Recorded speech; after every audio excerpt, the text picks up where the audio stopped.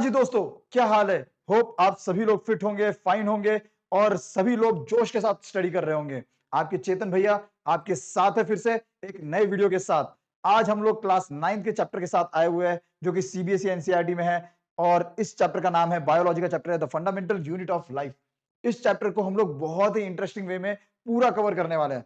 तो आप लोगों का काम बस ये है कि आप लोग अपने नोटबुक्स लीजिए, अपने स्कूल की बुक भी रखिए जिससे कि आपको आसानी हो समझने में और भी कंसेप्ट जो मैं पढ़ा रहा हूं वो और भी अच्छे से समझने के लिए आप अपने बुक्स का भी इस्तेमाल कीजिए और साथ ही साथ नोट मेकिंग करते रहिए। जो भी मैं चीजें पढ़ा रहा हूं उसको नोट डाउन करते रहिए जिससे कि आपके खुद के नोट्स तैयार हो जाएंगे, आपको रिवीजन के समय परेशानी नहीं होगी। ठीक है, मैं पीडीएफ इसकी जो भी है वो अपलोड कर ही दूंगा, मेरे ऐप पर भी अपलोड कर दूंगा, प्लस यूट्यूब पर भी मैं एक लिंक दे दूंगा जिससे कि आप लोग डाउनलोड कर सकते हो। बट आप लोगों को खुद के नोट्स भी बनाने हैं क्योंकि खुद के नोट जो है आपको ज्यादा बेनिफिशियल रहेंगे, आप उसमें कुछ भी आगे जाके ऐड कर सकते हो। ठीक है, बाकी मेरे इस चैनल को सब्सक्राइब कीजिए जिससे कि आपको और भी वीडियोस जो भी मैं पुट करने वाला हूं वो आपको मिलती रहेगी, उसका नोटिफिकेशन आपको मिलता रहेगा जिससे कि आप लोग कोई भी वीडियो मिस नहीं करोगे। ठीक है, ओके। और अगर आपको ये वीडियो अच्छा लगता है तो प्लीज अपने दोस्तों के साथ शेयर कीजिए क्योंकि शेयरिंग इज केयरिंग, राइट? तो आप जितना ज्यादा शेयर करोगे उनसे उनके पास भी नॉलेज पहुंचेगी, राइट? और नॉलेज को फैलाना ही मेरा मकसद है। आप जितना ज्यादा नॉलेज शेयर करोगे आपकी नॉलेज उतनी ही बढ़ती जाएगी। ठीक है, तो ये बात याद रखना और इसी के साथ आप लोग पढ़ाई अच्छे से करिए और हम लोग इस चैप्टर को स्टार्ट करते हैं। ठीक है, सो फंडामेंटल यूनिट ऑफ लाइफ। तो आप लोग कमेंट सेक्शन में बता सकते हो कि फंडामेंटल यूनिट ऑफ लाइफ कहां से है, मतलब ये फंडामेंटल जो है वो क्यों नाम दिया है। कोई भी मतलब बता सकता है फंडामेंटल मतलब क्या होता है। ओके, फंडामेंटल मतलब मूलभूत, मतलब जो कारण है जहां से जन्म होता है या फिर वो राइट है, जैसे फंडामेंटल राइट्स भी होता है, राइट? मतलब जो जन्म से ही आपको लग जाता है वो आपका मूलभूत अधिकार है, उसको हम लोग फंडामेंटल बोलते हैं। ठीक है, जहां से उत्पन्न उत्पन्न होता है कुछ भी, राइट? तो हमारे लाइफ का या फिर किसी भी लिविंग ऑर्गेनिज्म का जो फंडामेंटल है दैट इज सेल। तो हम लोग इस पूरे चैप्टर में सेल के बारे में पढ़ने वाले हैं। ठीक है, तो इस चैप्टर में कौन कौन से टॉपिक्स कवर करने वाले हैं हम लोग देखते हैं। इंट्रोडक्शन पढ़ने वाले हैं, इंट्रोडक्शन टू सेल, कि हम लोग सेल को इंट्रोड्यूस करेंगे कि सेल है क्या एग्जैक्टली, राइट? फिर हम लोग सेल थ्योरी देखेंगे। सेल थ्योरी जो साइंटिस्ट ने दे रखी है, बेसिकली सेल के ऊपर ही थ्योरीज है कि कैसे वो प्री एग्जिस्टिंग रहते हैं या प्री एग्जिस्टिंग सेल से खुद डिवाइड होता है और आगे उनका मतलब साथ में आके कैसे वो ऑर्गेनिज्म बनता है। ठीक है, ये पूरा हम लोग सेल थ्योरी में देखने वाले कि ऑर्गेनिज्म कैसे पूरा डेवलप होता है प्रॉपर्ली। फिर हम लोग देखेंगे कि सेल की डिफरेंट साइज होती है, शेप होता है, प्लस जो नंबर, सेल के नंबर बदलने के कारण हम लोग देखेंगे कि ऑर्गेनिज्म जो है, लिविंग ऑर्गेनिज्म जो है वो भी बदलता है। ठीक है, उनकी क्लासिफिकेशन हम लोग देखेंगे बेसिकली कि डिफरेंट शेप के कारण कैसे क्लासिफिकेशन होता है, डिफरेंट साइज के कारण कैसे क्लासिफिकेशन होता है, नंबर अगर चेंज होता है तो वैसे उसमें कैसे क्लासिफिकेशन होता है, वो सारी चीजें हम लोग देखेंगे। फिर हम लोग देखेंगे सेल स्ट्रक्चर के बारे में पढ़ेंगे कि सेल का जो स्ट्रक्चर है वो एग्जैक्टली कैसा है, क्या क्या चीजें हैं उसके अंदर, कौन से सेल ऑर्गेनल्स है, वो सब के बारे में हम लोग देखेंगे। सेल डिवीजन को अच्छे से पढ़ेंगे हम लोग। सेल डिवीजन एक पूरा कंसेप्ट है, वो हम लोग प्रॉपरली इस चैप्टर में पूरा कवर करने वाले हैं। ओके, चलिए आगे चलते हैं। आप इस चैप्टर का सबसे बेस्ट देखिए, पढ़ाई करने बैठते हो ना तो प्लीज नोट्स को साथ में लेके बैठिए। ठीक है, अपने बुक्स को साथ में लेके बैठिए और उसमें मार्क करते रहिए। चलिए हम लोग स्टार्ट करते हैं इंट्रोडक्शन से। इंट्रोडक्शन टू सेल बहुत ही इंटरेस्टिंग टॉपिक है और हम लोग देखेंगे कि इंट्रोडक्शन टू सेल, पहला अगर डेसिमल डेफिनेशन हम लोग देखें तो इस पहले लाइन को देखिए, स्क्रीन पर है आपके। Cell are the structural, functional and biological. Cell are the structural, functional and biological unit of living being. मतलब बेसिकली क्या है, सेल जो है जब ज्वाइन होता है दूसरे सेल्स के साथ तो वो बनाता है एक स्ट्रक्चर। हम लोग देखेंगे कैसे सेल जो है वो डिफरेंट डिफरेंट चीजों के साथ जब ज्वाइन होता है तो क्या बनाता है, टिश्यू बनाता है। सेल जब एक दूसरे सेल से ज्वाइन होता है, फिर तीसरे सेल से ज्वाइन होता है, तो फिर वो क्या बनाता है, टिश्यू बनाता है। और टिश्यू जब ज्वाइन होते हैं, बहुत सारे टिश्यू ज्वाइन होते हैं तो वो बनाता है ऑर्गन। और ऑर्गन क्या करता है, फंक्शन फंक्शन करता है। और फंक्शन के साथ साथ जब वो और बहुत सारे ऑर्गन साथ में आ जाते हैं और ऑर्गन सिस्टम बनाते हैं, ऑर्गन सिस्टम, बहुत सारे ऑर्गन सिस्टम जब साथ में आते हैं तो वो क्या बनाता है, बायोलॉजिकल यूनिट बनाता है लाइफ का। बायोलॉजिकल क्या बनाता है, यूनिट बनाता है लिविंग बीइंग का।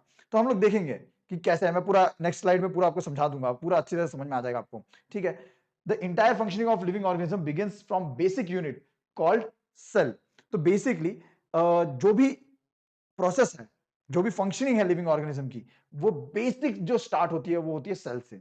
इसीलिए सेल को बोला गया है क्या, फंडामेंटल यूनिट ऑफ लाइफ। क्या बोला गया है, फंडामेंटल यूनिट ऑफ लाइफ कहा गया है सेल को, राइट। आगे देखते हैं, अगर मैं बात करूं सेल खुद को ही डिवाइड करके या रेप्लिकेट करता है, cell can replicate itself independently, hence they are known as building block of life. इसीलिए उन्हें क्या बोला जाता है, बिल्डिंग ब्लॉक ऑफ लाइफ कहा जाता है। अगर आप स्क्रीन पे देख सकते हो तो मैंने पूरे डेफिनेशंस दे रखे हैं, क्योंकि सेल जो है उसको दूसरे पैरेंट की जरूरत नहीं है, वो खुद ही क्या करता है, रेप्लिकेट करता है, और इसके कारण क्या हो जाता है, उसको क्या कहा गया, बिल्डिंग ब्लॉक ऑफ लाइफ, मतलब वो खुद ही बिल्डर है खुद के लाइफ का, राइट। ओके, होपफुली आप लोगों को फंडामेंटल यूनिट ऑफ लाइफ समझ में आ गया होगा। फंडामेंटल यूनिट ऑफ लाइफ मतलब बेसिक जो यूनिट है वो लाइफ की, दैट इज सेल। ओके, आगे चलते हैं, इसको और भी अच्छे से समझेंगे हम लोग कि कैसे स्ट्रक्चरल और फंक्शनल और बायोलॉजिकल यूनिट, मतलब आपको ये जो पहली लाइन है कि cell are structural and functional and biological unit, वो समझते हैं। तो चलिए देखिए, अगर बात करें, ये सेल है, ठीक है, मैंने इंटेस्टाइन का एक सेल ले लिया इसमें, अगर आप लोग देख सकते हो, ठीक है, इंटेस्टाइन का सेल है। अब ये सेल जब बहुत सारे बाकी सेल से मिलता है तो क्या बनाता है, टिश्यू बनाता है, राइट। अब ये जो टिश्यू है बाकी टिश्यूज के साथ मिलेगा तो क्या बनाएगा, एक ऑर्गन बनाएगा, जैसे कि यहाँ पे स्मॉल इंटेस्टाइन बन गया है। अब ये स्मॉल इंटेस्टाइन जो है वैसे ही बहुत सारे बाकी ऑर्गन्स, जैसे कि कौन कौन से ऑर्गन्स हो गए, लार्ज इंटेस्टाइन हो गया, स्टमक हो गया, पैंक्रियाज हो गया, लीवर हो गया, ठीक है, प्लस बकल कैविटी हो गया, फूड पाइप हो गया, इसोफेगस, तो ये सब जो है ये मिलाकर क्या बनेगा, एक ऑर्गन सिस्टम बनेगा, जिसे हम लोग डाइजेस्टिव सिस्टम भी बोलते हैं। वैसे ही डिफरेंट डिफरेंट डाइजेस्टिव सिस्टम हो गया, रेस्पिरेटरी सिस्टम हो गया, उसका सर्कुलेटरी सिस्टम हो गया, ऐसे बहुत सारे सिस्टम मिलकर क्या बनाएगा, हमारा पूरा एक ह्यूमन बीइंग क्रिएट हो जाता है, एक लिविंग बीइंग क्रिएट होता है, राइट। और यही फंडा जो है डिफाइन करता है कि सेल जो है वो क्या है, स्ट्रक्चरल यूनिट है, फंक्शनल यूनिट है, और प्लस क्या है, बायोलॉजिकल यूनिट, ठीक है, ऑफ लाइफ। तो होपफुली आप लोगों को ये समझ में आ गया होगा कि कैसे सेल जो है वो स्ट्रक्चरल, फंक्शनल और बायोलॉजिकल यूनिट बनाता है लाइफ का।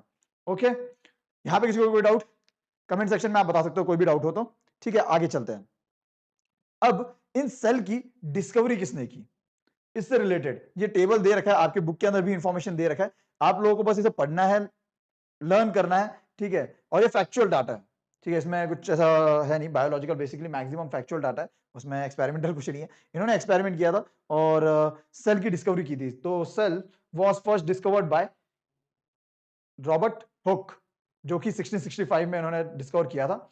और फिर ये बाकी डिस्कवरीज है, यहां पर देखना एंटन वेन है, इन्होंने क्या किया है, लिविंग सेल की डिस्कवरी की है। अगर आप लोग देखो तो लिविंग सेल की डिस्कवरी की है इन्होंने, ठीक है, इन्होंने सेल की डिस्कवरी नहीं की, लिविंग सेल की डिस्कवरी की है, ठीक है। उसका फिर discovered nucleus, propose cell theory and protoplasm. हम लोग सेल थियरी, इसके बाद वाला जो टॉपिक है वो वही देखने वाले हैं कि सेल थियरी के बारे में, राइट। सो हमारा नेक्स्ट जो टॉपिक है वो इसी से रिलेटेड है कि सेल थ्योरी किस किसने दी है। वो एक का काम नहीं था, 3 साइंटिस्ट जो साथ में आते हैं और दिमाग लगाते हैं और सेल थ्योरी को देते हैं, ठीक है। तो नेक्स्ट टॉपिक सेल थ्योरी पे आते हैं। अब सेल थ्योरी को हम लोग डिटेल में पढ़ेंगे, अच्छी तरह से पढ़ेंगे। उससे पहले आप जानिए कि कोई भी थ्योरी करने के लिए आपको एक्सपेरिमेंट्स करने पड़ते हैं, ठीक है। बहुत सारे एक्सपेरिमेंट्स हुए होंगे और एक बंदे ने नहीं की है, ये 3 साइंटिस्ट का काम है, 3 साइंटिस्ट जो है साथ में आए और उन्होंने ये किया है theory. Just a minute,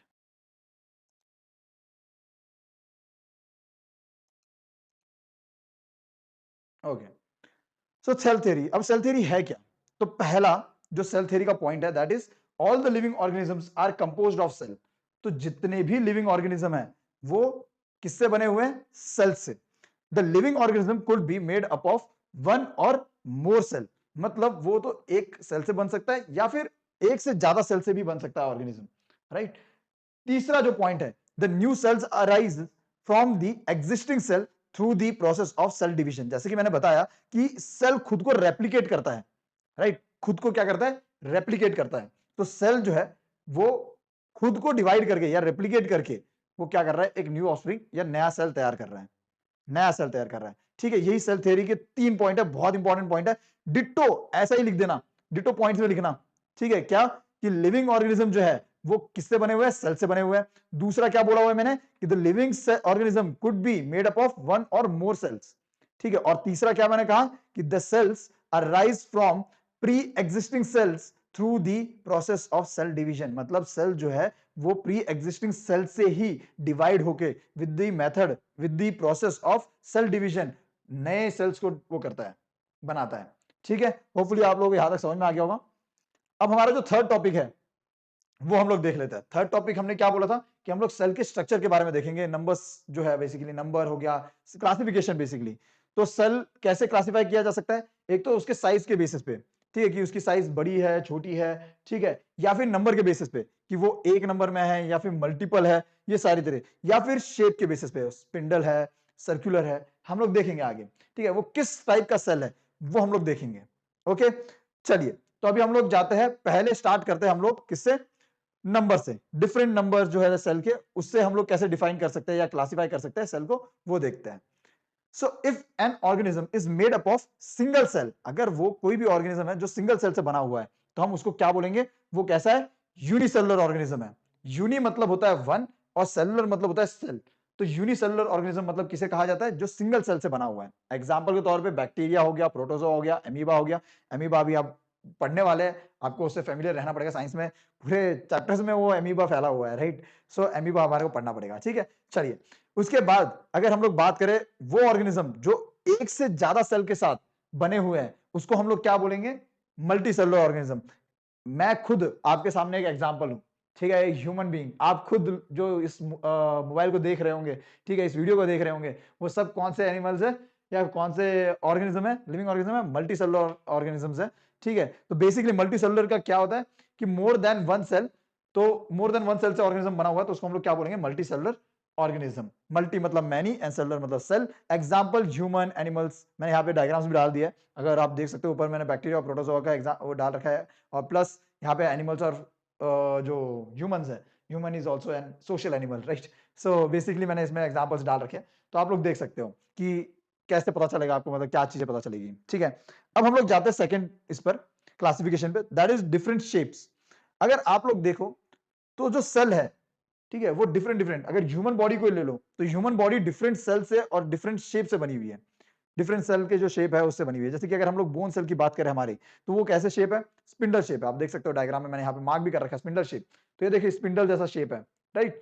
okay, अगर ओवियम की बात करें तो स्पेरिकल शेप है कि नहीं। अगर आप नर्व सेल्स की बात करें तो ब्रांच एंड इलोंगेटेड है। ऐसे डिफरेंट डिफरेंट शेप से आप देख सकते हो, डिफरेंट डिफरेंट शेप से हमारी जो सेल्स है, मतलब डिफरेंट डिफरेंट सेल्स शेप्स में एग्जिस्ट करता है। और हमारी बॉडी भी, हमारे बॉडी के अंदर जितने भी सेल्स है वो डिफरेंट डिफरेंट शेप्स के हैं, राइट। चलिए आगे चलते हैं। होपफुली आप लोगों को यहाँ तक समझ में आ रहा होगा। किसी को कोई भी चीज में डाउट है तो आप लोग कमेंट सेक्शन में मेरे को बता सकते हो। मैंने कॉन्टैक्ट नंबर और वो सब भी चीजें दे रखे हैं, और मेरे को पर्सनली भी कॉन्टैक्ट कर सकते हो, ठीक है। अब साइज की बात करते हैं। जब शेप हो गया तो अब साइज की बात करते हैं। तो डिफरेंट डिफरेंट साइज में भी सेल्स अवेलेबल है। अगर स्मॉलेस्ट सेल की बात करें तो माइकोप्लाज्मा जो बैक्टीरिया है वो स्मॉलेस्ट सेल है अभी तक का डिस्कवर किया हुआ, ठीक है। और अगर लार्जेस्ट सेल की बात करूं मैं, तो आप लोग सब फेमिलियर है ऑस्ट्रिच का एग, ऑस्ट्रिच एग, राइट, सबसे बड़ा सेल है। ओके, ये तो हो गया लार्जेस्ट और स्मॉलेस्ट की बात। अगर लॉन्गेस्ट की बात करूं तो हमारे सेल्स, नर्व सेल्स, जो नर्व सेल्स है वो लॉन्गेस्ट सेल है, ठीक है। तो ये भी मैंने यहाँ पे नोट डाउन कर रखा है, आप लोग भी नोट डाउन कर सकते हो। होपफुली आप लोगों को साइज में समझ में आ गया होगा, डिफरेंट साइज के हिसाब से कैसे क्लासिफिकेशन करते हैं, क्लासिफाई करते हैं, ठीक है। अभी हम लोगों ने क्या देखा, नंबर, शेप और साइज। अब आते हैं हम लोग सेल, बेसिक पूरा स्ट्रक्चर क्या है, सेल का स्ट्रक्चर क्या है, कैसे सेल दिखता है, वो सारी चीजें अभी हम लोग देखेंगे। बेसिक स्ट्रक्चरल फंक्शनल यूनिट जो है लाइफ का, वो सेल है। तो उसके अंदर क्या प्रेजेंट है, उसके अंदर जो अगर सेल की बात करूं तो सेल का जो आउटर मोस्ट लेयर है दैट इज प्लाज्मा मेम्ब्रेन, या फिर उसको सेल मेम्ब्रेन भी कहा जाता है। हम लोग इसको डिटेल में पढ़ने वाले हैं, डोंट वरी। अब बस मैं इंट्रोड्यूस करके दे रहा हूं, आगे हम लोग पूरा प्रॉपर्ली पढ़ेंगे कि सेल मेम्ब्रेन कैसे दिखता है, सेल वॉल कैसे दिखता है, ठीक है। फिर सेल वॉल की बात करते हैं, फिर उसके बाद आता है उसके अंदर न्यूक्लियस, जिसे ब्रेन भी कहा जाता है। ओके, यहाँ पर फिर हम लोग साइटोप्लाज्म जो एक लिक्विड होता है जो इसका शेप मेंटेन रखता है, प्रोटीन न्यूट्रिएंट्स प्रोवाइड करता है सेल ऑर्गेनल्स को। सेल ऑर्गेनल्स क्या होते हैं वो सारी चीजें हम लोग आगे वाले स्लाइड्स में देखेंगे। चलिए, होपफुली आप लोगों को यहां तक समझ में आ गया होगा कि सेल के अंदर क्या प्रेजेंट है क्या नहीं प्रेजेंट। हम आगे देखते हैं, सेल स्ट्रक्चर को स्टार्ट करते हैं। अब सेल स्ट्रक्चर की बात करें तो सेल को मैंने दो हिस्सों में बांटा हुआ है, एक है एनिमल सेल और दूसरा है प्लांट सेल। अब हम इन दोनों को स्टडी करेंगे प्रॉपरली, ठीक है। Cell membrane, okay. अब सेल मेम्ब्रेन देखिए, ये आउटर मोस्ट है। यहाँ पे डायग्राम देख सकते हो आप लोग, ये आउटर लेयर होती है, पूरा प्रॉपरली देख सकते हो आप, डायग्राम देख सकते हो कैसे बनाया हुआ है यहाँ पर, राइट। ओके, अब सेल मेम्ब्रेन होता क्या है, या सेल जो प्लाज्मा मेम्ब्रेन है वो होता क्या है और क्या कैसे एक्ट करता है, वो सारी चीजें मैं बताता हूँ आपको। Just a minute. ओके, तो प्लाज्मा मेम्ब्रेन या सेल मेम्ब्रेन, यहां पर भी मैंने डायग्राम दे रखा है, ठीक है। प्लाज्मा मेम्ब्रेन या cell membrane, outermost covering of the cell and it separates cell content from the external environment.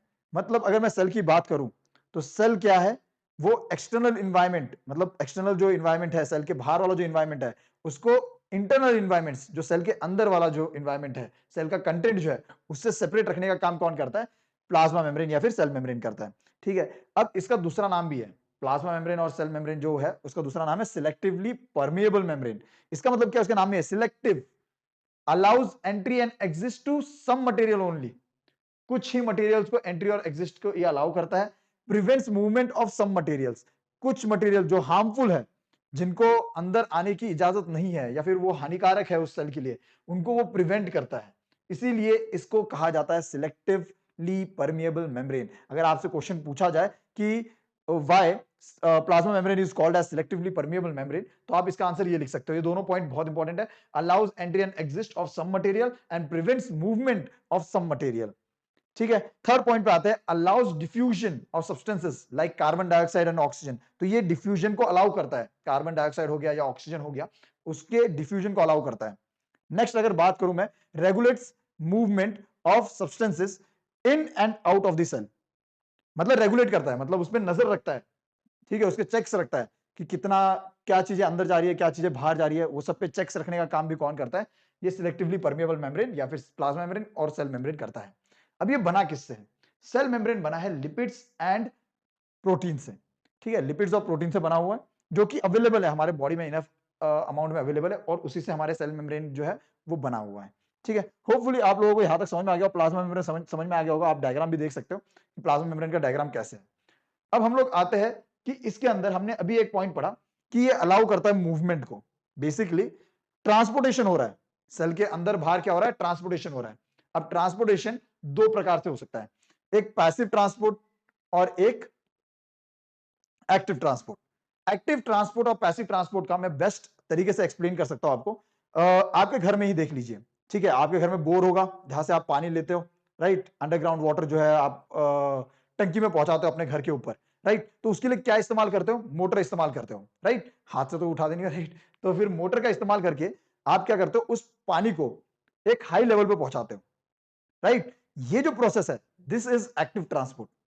वैसे ही सेल्स में भी होता है, substance move from lower concentration to the higher concentration, मतलब बोर से, अंडरग्राउंड से, lower से हायर कॉन्सेंट्रेशन तक पहुंचाता है। अब इसमें क्या लगा? मोटर। वैसे ही हमारे जो सेल्स है वो क्या इस्तेमाल करते हैं? अगर आप लोग देखो तो वो energy, it requires energy in the form of ATP. ATP molecules के फॉर्म में एनर्जी रिक्वायर्ड होती है, जिससे कि वो क्या कर सके? लोअर कॉन्सेंट्रेशन से हायर कॉन्सेंट्रेशन तक सब्सटेंस को पहुंचा सके।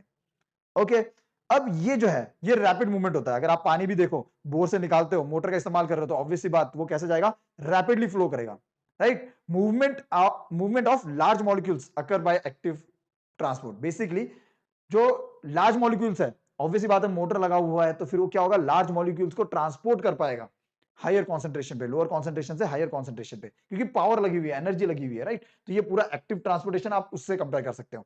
अब पैसिव ट्रांसपोर्टेशन मैं बताता हूं, जैसे कि आपके घर में टंकी है, वहां पानी चढ़ गया, राइट, हायर कॉन्सेंट्रेशन पे है। अब आपके नलके तक पानी जो आता है, क्या वो उसमें मोटर लगाने की जरूरत है? नहीं। वो क्या होता है? हायर कॉन्सेंट्रेशन से lower concentration without any energy flow कर जाता है, विदाउट एनी मोटर फ्लो कर जाता है, राइट। वैसे ही सेल्स में होता है।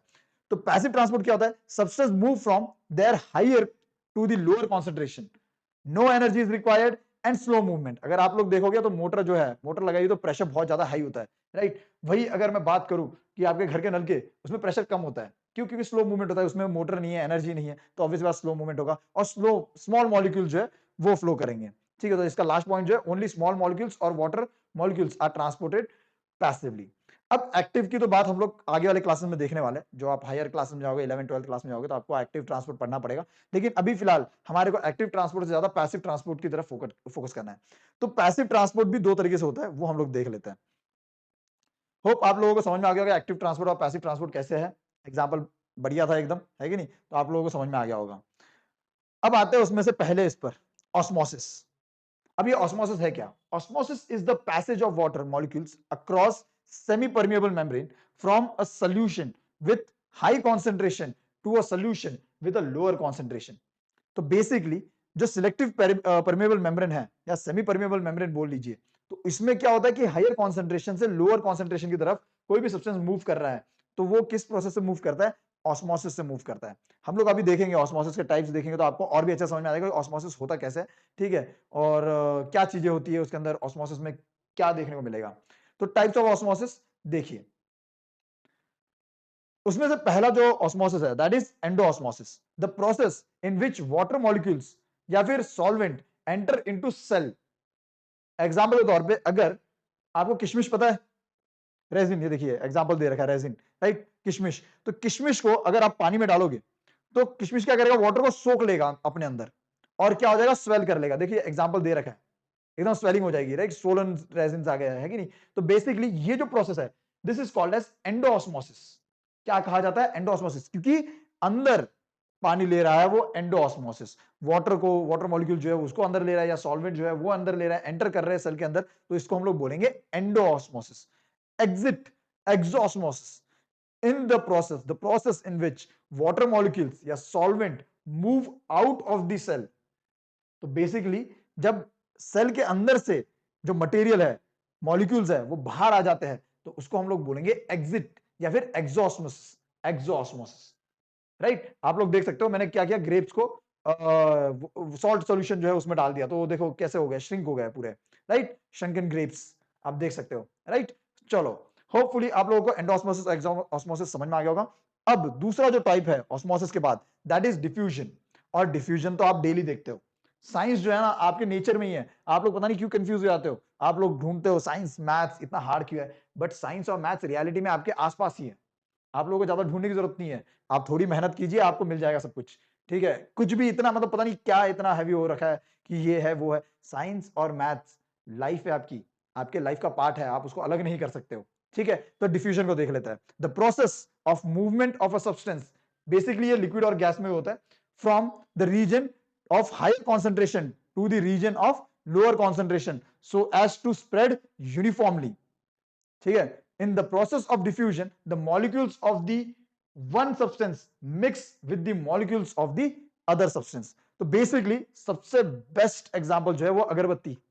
आपके घर में अगरबत्ती होती है कि नहीं? अगरबत्ती को जब आप जलाते हो तो उसका जो धुआं है वो एयर के साथ क्या हो जाता है, डिफ्यूज हो जाता है हर पार्ट में। ऐसा तो नहीं है ना कि सिर्फ एक बंदे को खुशबू आती है, दूसरे बंदे नाक, उनके नाक में खुशबू ही नहीं जाती है, सबको जाती है, राइट। क्यों जा रही है? क्योंकि वो एयर में उस एयर मॉलिक्यूल के साथ मिक्स कर रहा है अपना मॉलिक्यूल, ठीक है। मिक्सिंग हो रही है, सब्सटेंस की क्या हो रही है, मिक्सिंग हो रही है।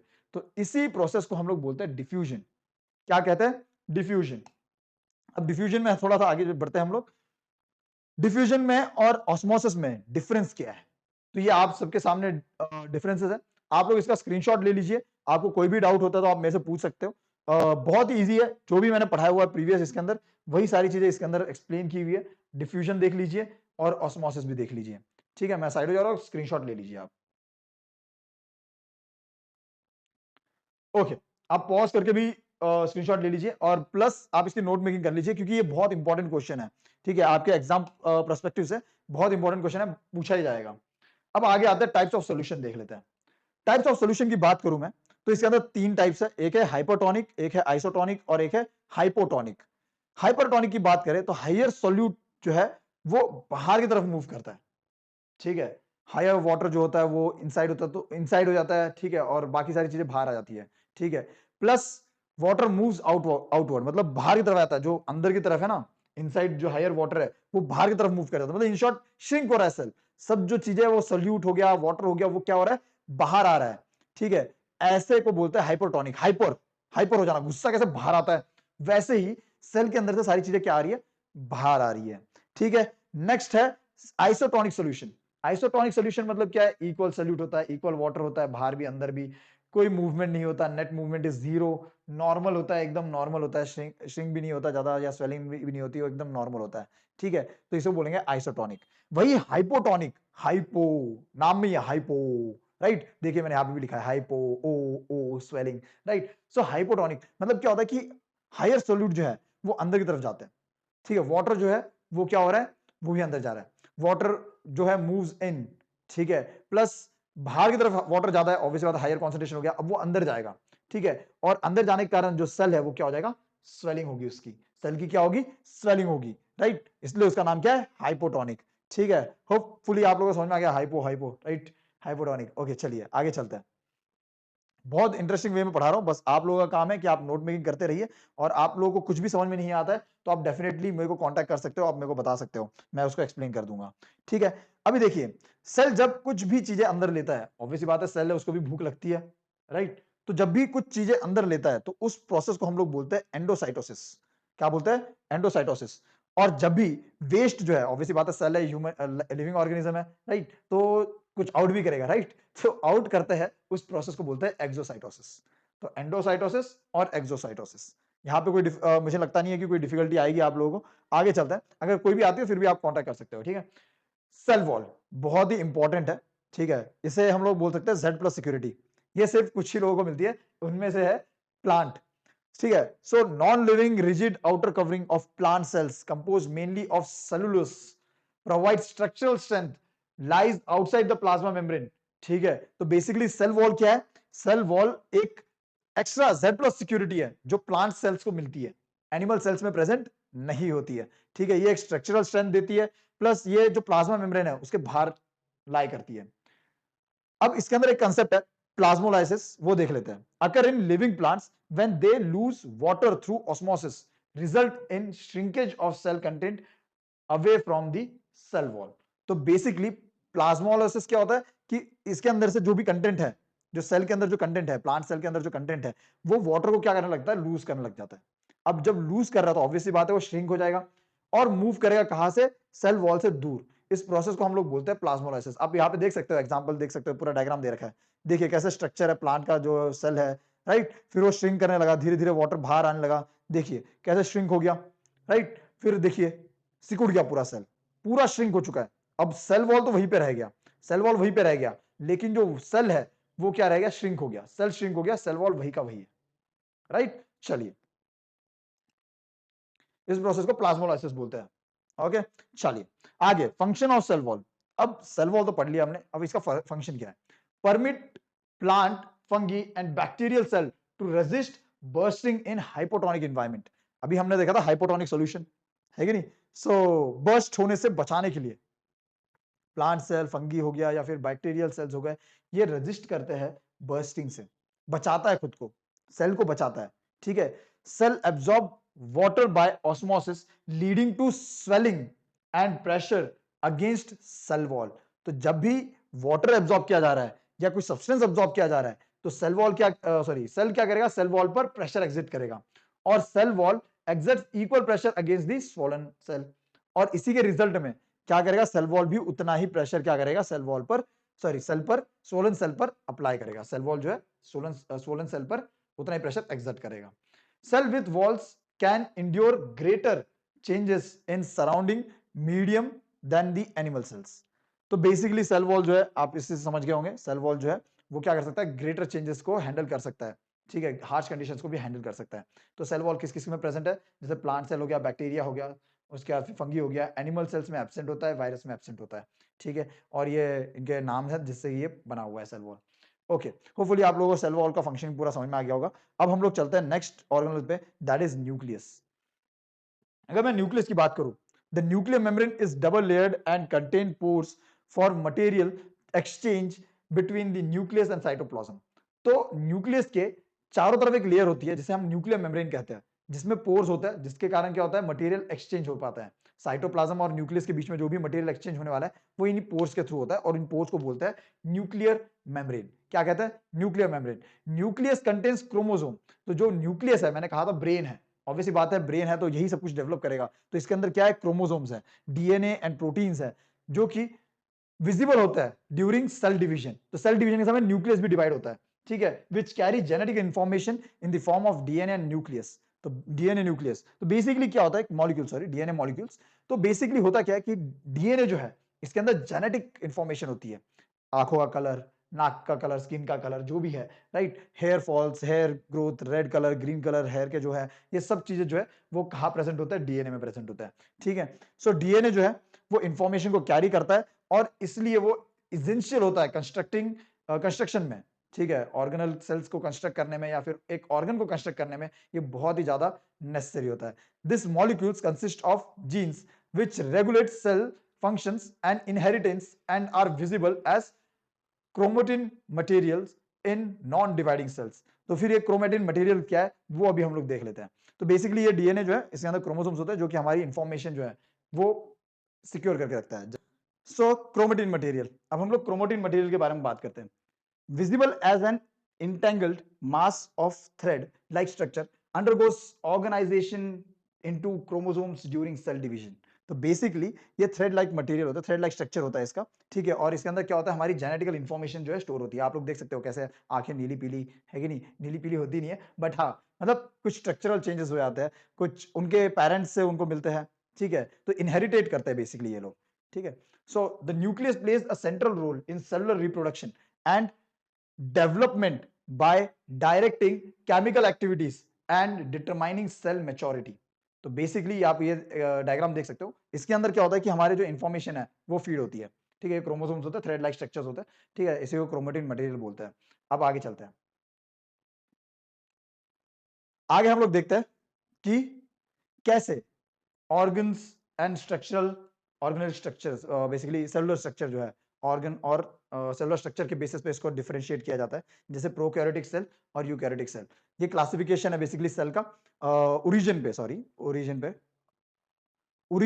And cellular structure. Basically origin कैसे हुआ है, ओरिजिनेट कैसे हुआ है सेल, ठीक है. और सेलुलर स्ट्रक्चर के बेसिस पे इसको क्या किया गया है, कैटेगराइज किया गया है, क्लासिफाई किया गया है. अगर हम लोग पहला देखें तो प्रोकैरियोटिक सेल, ठीक है. Size is generally small which ranges from 1 micrometer to 10 micrometer, ठीक है. तो आपको पता ही होगा 1 माइक्रोमीटर कितना होता है. 1 माइक्रोमीटर इज 10⁻⁻⁶ मीटर, ठीक है. Nuclear region is not well defined, ठीक है, जिसे न्यूक्लियोइड बोला जाता है. It is also known as nucleoid, ठीक है. इसके बाद ये सिंगल क्रोमोसोम होता है, इसमें सिंगल क्रोमोसोम देखने को मिलता है. Cell is membrane bounded and organelles are absent. तो सेल जो है वो उसका सेल मेम्ब्रेन तो होती है लेकिन ऑर्गेनल्स जो है वो एब्सेंट होता है, ठीक है. अब यूकैरियोटिक सेल की बात करें तो 5 माइक्रोमीटर टू 10 माइक्रोमीटर जो है इनकी रेंज होती है साइज की, इनके खुद की साइज की. और न्यूक्लियर रीजन जो होता है वो वेल डिफाइंड होता है, ठीक है. और इसके चारों तरफ जो है न्यूक्लियर मेम्ब्रेन भी प्रेजेंट होता है प्रॉपर. और ये 1 क्रोमोसोम से ज्यादा क्रोमोसोम्स रखता है, ठीक है, मोर देन 1 क्रोमोसोम्स रखता है. Cell is well defined membrane bounded by and nucleus जो है ऑर्गेनल्स जो है वो भी इसमें प्रेजेंट होता है. आप लोग डायग्राम्स में देख सकते हो, इसमें पूरे ऑर्गेनल्स प्रेजेंट है, न्यूक्लियस प्रेजेंट है, साइटोप्लाज्म प्रेजेंट है, सब कुछ प्रेजेंट है. आप यहाँ पे देख सकते हो, यहाँ पे सिर्फ सेल मेम्ब्रेन है, ठीक है. और आपको ये बेसिकली राइबोसोम्स का उन्होंने एग्जांपल दे रखा है, राइबोसोम्स का, सॉरी. तो राइबोसोम्स में पूरा आप लोग देख सकते हो कि कैसे सिर्फ सेल मेम्ब्रेन प्रेजेंट होता है, बाकी पूरे ऑर्गेनल्स जो है वो एब्सेंट होता है. ओके, चलिए आगे चलते हैं. ओके, ये प्रीवियस ईयर क्वेश्चन है. आप लोग मुझे कमेंट सेक्शन में इसका आंसर बताओगे. आपको कमेंट सेक्शन में ही मैं इसका प्रॉपर जो है आंसर दे दूंगा, ठीक है. जल्दी से इसको पॉज कीजिए और कमेंट सेक्शन में इसका आंसर बताइए मेरे को.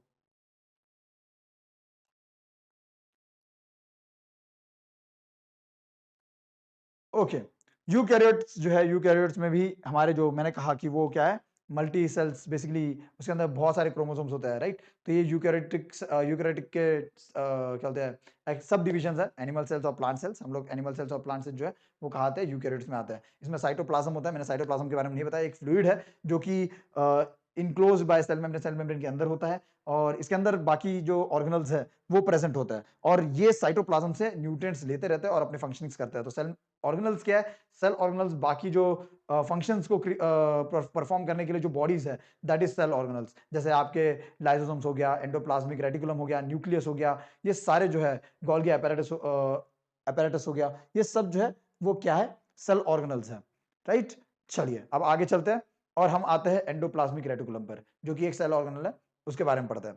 तो एंडोप्लाज्मिक रेटिकुलम जो है वो एक नेटवर्क फॉर्म करता है, ठीक है, जिससे कि हम लोग ट्यूब्स और शीट्स का ना सेल के अंदर ही एक नेटवर्क फॉर्म करता है, जिसके कारण ये लोग क्या कर सकते हैं, इंफॉर्मेशन शेयर कर सकते हैं, एक जगह से दूसरी जगह इंफॉर्मेशन पहुंचा सकते हैं with the help of endoplasmic reticulum. आप लोग देख सकते हो एंडोप्लाज्मिक रेटिकुलम की जो डायग्राम दिख रही है, इसके अंदर जो आउटर मोस्ट है, this is smooth endoplasmic reticulum. और ये जो है लाइट ग्रीन के अंदर, this is rough endoplasmic reticulum. आप देख सकते हो कैसा स्ट्रक्चर है, हम लोग इसके बारे में भी पढ़ेंगे कि रफ और स्मूथ एंडोप्लाज्मिक रेटिकुलम क्या है, इसके बारे में मैं आपको बताता हूं इस नेक्स्ट स्लाइड में। देखिए, अगर मैं बात करूं रफ एंडोप्लाज्मिक रेटिकुलम की, appears rough due to ribosomes, तो राइबोसोम्स के प्रेजेंट होने के कारण वो जो एंडोप्लाज्मिक रेटिकुलम है वो कैसा दिखता है, रफ दिखता है। ठीक है, राइबोसोम जो है वो सिंथेसाइज करते हैं प्रोटीन्स, ठीक है, not involved in lipid production, lipid production नहीं होता है इसके अंदर, नो रोल इन एंजाइम और हार्मोन सिंथेसाइजेस, तो बेसिकली हार्मोन या एंजाइम से कोई भी इसका लेना देना नहीं है, प्लस डीऑक्सीडिफिकेशन डिटॉक्सिफिकेशन जो है उसकी कैपेबिलिटी भी इसके पास नहीं होती है। ठीक है, डिटॉक्सिफिकेशन की कैपेबिलिटी भी नहीं होती है। अगर मैं स्मूथ एंडोप्लाज्मिक रेटिकुलम की बात करूं तो ये जो है ये लिपिड एंजाइम्स और हार्मोन प्रोडक्शन में हेल्प करता है, प्लस करता भी है, और प्लस नो प्रोटीन सिंथेसाइजेस, इसमें प्रोटीन सिंथेसाइज नहीं होता है। ठीक है, फैसिलिटेट लिपिड सिंथेसाइजेस, ठीक है, तो बेसिकली लिपिड सिंथेसाइज करने में हेल्प करता है ये।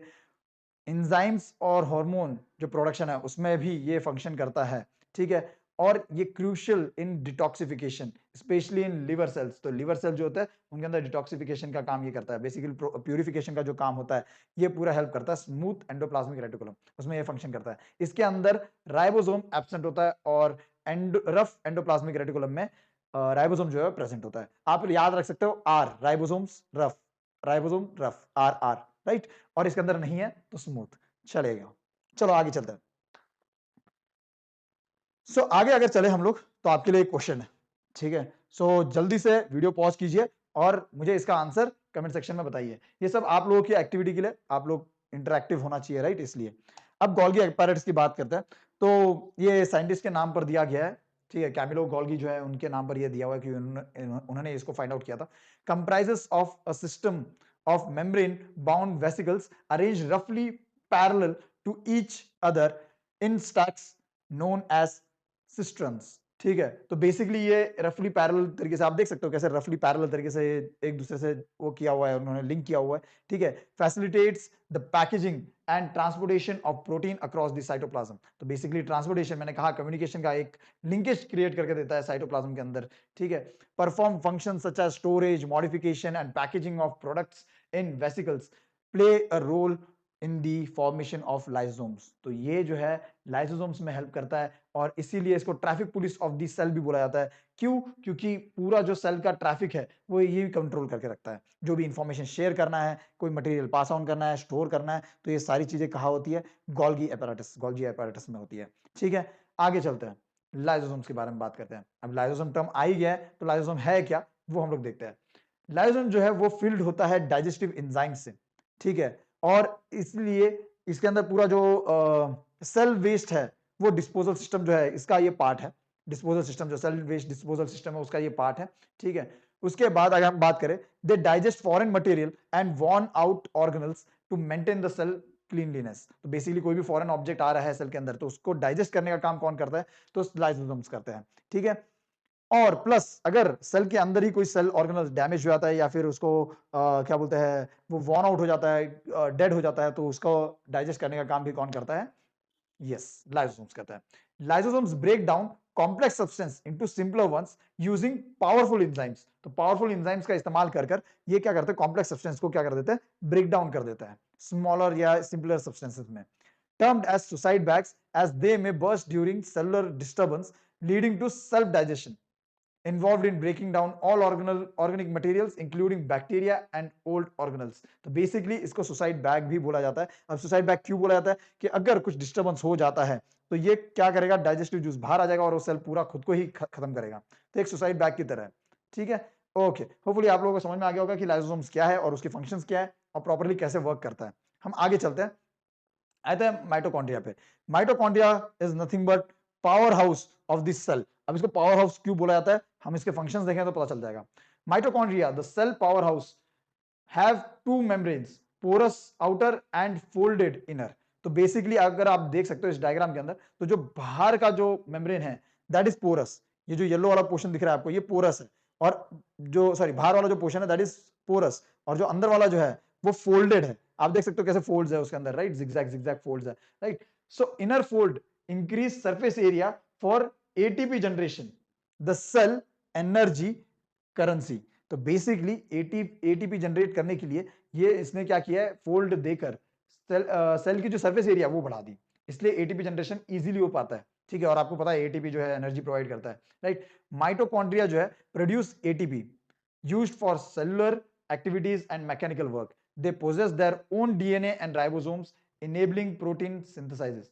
तो बेसिकली हो क्या रहा है, इसमें बताया क्या है कि ये लोग एटीपी जनरेट करते हैं। एटीपी मतलब बेसिकली एनर्जी हब है, और इसीलिए माइटोकॉन्ड्रिया को क्या बोला गया, पावर हाउस।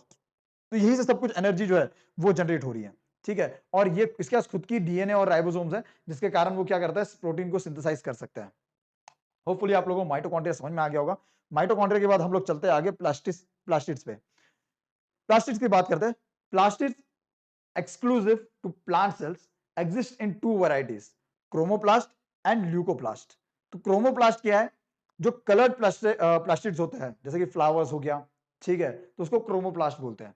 और क्लोरोप्लास्ट क्या होता है, are chromoplast containing chlorophyll enabling photosynthesis which regulates atmospheric oxygen level। तो बेसिकली क्रोमोप्लास्ट जो है वो फ्लावर्स में प्रेजेंट होता है, और क्लोरोप्लास्ट ग्रीन लीव्स जो ग्रीन है, जिसमें फोटोसिंथेसिस में जो हेल्प करता है, दैट इज क्लोरोप्लास्ट। इसके अंदर ल्यूकोप्लास्ट के बारे में बात कर लेते हैं। Lack colouration and primarily function as storage site for starch, oil and protein. ठीक है, तो बेसिकली क्या होता है, ल्यूकोप्लास्ट में क्या होता है कि ये स्टोरिंग फंक्शन का काम करता है। तो ये स्टोरेज का काम करता है, स्टार्च को स्टोर करने का काम करता है, ऑयल को स्टोर करने का काम करता है, प्रोटीन को स्टोर करने का काम करता है। तो ये ल्यूकोप्लास्ट में आ जाता है। ठीक है, तो ये प्लास्टिड्स के टाइप थे। अब हम आते हैं हम लोग राइबोसोम्स पर। राइबोसोम्स क्या है, तो मेम्ब्रेन लेस सेल ऑर्गेनल्स। ठीक है, तो इसके अंदर कोई मेम्ब्रेन नहीं होती है। ठीक है, ये मेम्ब्रेन लेस होता है, और उसके बाद क्या होता है, इन्वॉल्व इन सिंथेसाइसिस ऑफ प्रोटीन। तो ये इन्वॉल्वमेंट दिखाता है अपनी प्रोटीन को सिंथेसाइज करने में। Present in both prokaryotic and eukaryotic. तो दोनों में ये प्रेजेंट होता है। ऑब्वियसली बात है, इसमें सेल मेम्ब्रेन नहीं है, तो दोनों जगह प्रेजेंट होगा। ठीक है, आप लोगों के लिए फिर से एक और टास्क है, क्वेश्चन नंबर 3 है ये। आप लोग इसका आंसर भी मुझे कमेंट सेक्शन में बताइए। नेक्स्ट पे आते हैं हम लोग वैक्यूल्स।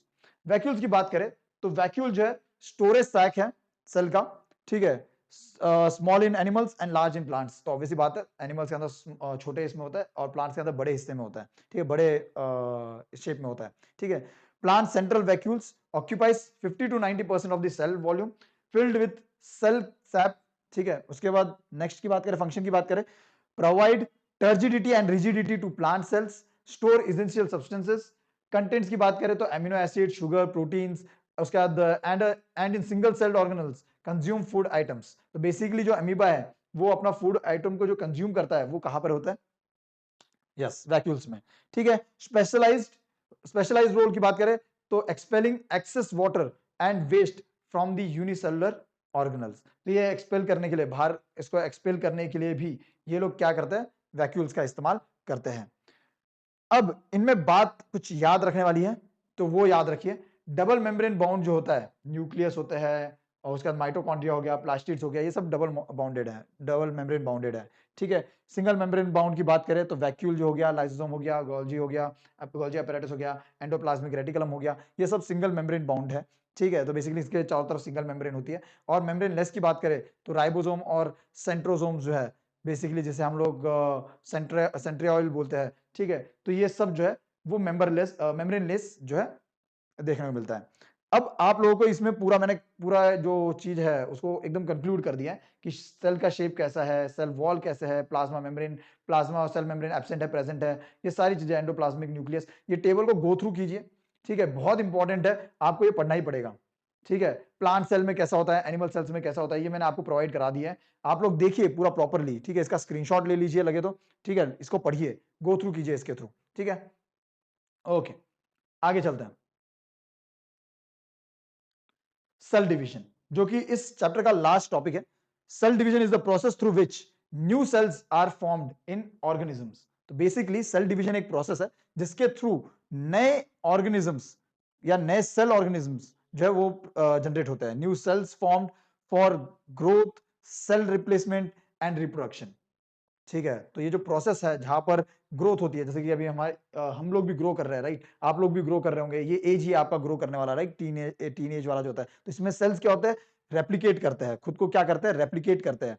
तो रिप्रोडक्शन में हेल्प करते हैं ये। बेसिकली रिप्रोडक्शन में भी क्या होता है, एक न्यू ऑफस्प्रिंग जन्म ले रहा है, राइट, तो नए सेल्स चाहिए होंगे।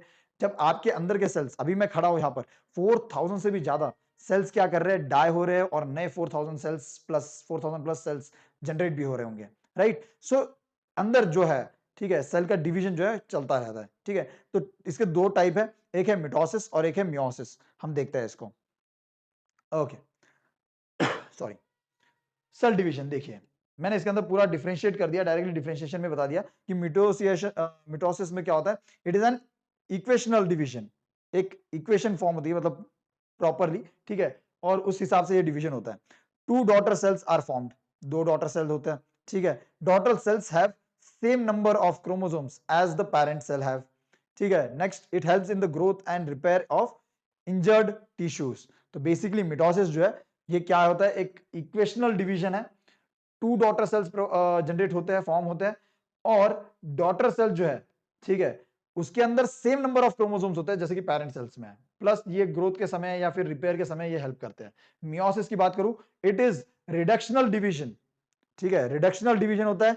Four daughter cells are formed, ठीक है, फोर डॉटर सेल्स फॉर्म होता है। Daughter cells have half the chromosomes of the parents, ठीक है। तो बेसिकली जितने पहले वाले सेल्स के अंदर थे, जो पेरेंटल सेल्स के अंदर थे, उनके हाफ ही क्रोमोसोम्स पेरेंटल सेल्स जो है वो डॉटर सेल्स को मिलते हैं। It is responsible for production of gametes. तो बेसिकली गैमेट जो है, गैमेट के प्रोडक्शन में, जैसे सेक्सुअल जो है, मेल गैमेट, फीमेल गैमेट, उनके प्रोडक्शन के लिए क्या होता है, मियोसिस होता है। ओके, सो ये भी आपका एक क्वेश्चन है जो कि आपके स्क्रीन पर है। मैं इसको वापस आपको दिखा देता हूं, एक मिनट। थ्योरेटिकल क्वेश्चन है।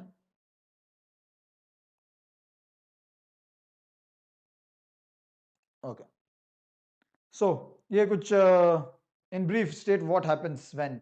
तो ये आपके पास क्वेश्चंस है, आप लोग इसको प्लीज लिख लीजिए, नोट डाउन कर लीजिए, और मैं स्क्रीनशॉट ले सकते हो, आप लोग लिख लीजिए। मेरा तो बेस्ट वो है, मैंने आपको बताया था कि आप नोट मेकिंग करिए, तो लिख लीजिए इन क्वेश्चंस को। मैं इसके साथ आंसर्स भी प्रोवाइड कर लेता हूँ। वीडियो पॉज कीजिए और वीडियो पॉज करके तुरंत नोट डाउन कर लीजिए।